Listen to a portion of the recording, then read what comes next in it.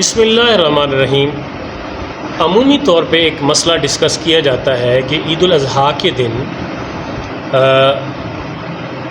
روزہ رکھا جاتا ہے، تو روزہ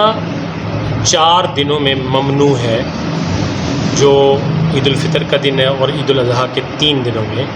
تو اس میں تو روزہ ممنوع ہے، منع کیا گیا ہے، حرام ہے۔ تو اس حوالے سے جو صحیح بات ہے، جو سمجھنے کی بات ہے وہ یہ کہ ہمارے پیارے نبی علیہ الصلوۃ والسلام نے عید الاضحیٰ کے دن جو حکم ارشاد فرمایا، یا آپ کو جو طریقہ کار مبارک تھا، یعنی آپ کا جو اسوہ تھا، آپ کی جو سنت تھی، وہ یہ تھی کہ آپ جو ہے وہ قربانی کے دن قربانی کرنے کے بعد قربانی کے گوشت سے، یعنی اسی جانور کے گوشت سے اپنے دن کے کھانے کا آغاز فرمایا کرتے۔ اسی کے برعکس جو عید الفطر ہے، روزوں کے بعد جو یکم شوال کو مسلمان عید الفطر مناتے ہیں، تو اس میں یہ ہے کہ جو سنت طریقہ ہے جو ہمارے پیارے نبی صلی اللہ علیہ وسلم نے اپنی امت میں جاری فرمایا، تو اس میں یہ طریقہ کار تھا یا ہے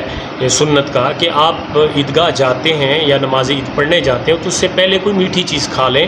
تو سنت کا ثواب آپ کو مل جائے گا، اور یہ طریقہ کار شرعی طریقہ کار ہے۔ اور عید الاضحیٰ کے دن آپ بغیر کھائے پیے عید نماز پڑھیں، اور عید کی نماز پڑھنے کے بعد آپ جو جانور قربانی کا